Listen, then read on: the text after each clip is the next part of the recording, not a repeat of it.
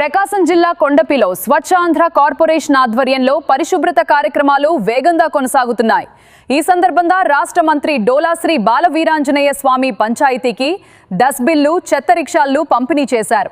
గ్రామాల్లో పచ్చదనం, పరిశుభ్రతకు కూటమి ప్రభుత్వం అధిక ప్రాధాన్యత ఇస్తోందని మంత్రి తెలిపారు।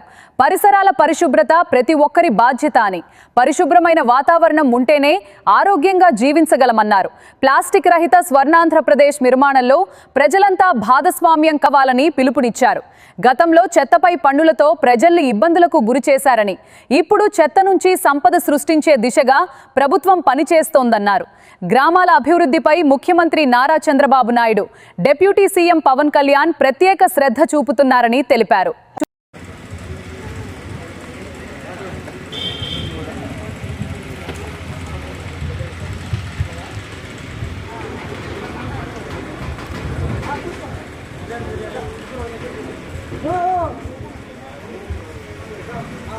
Oh!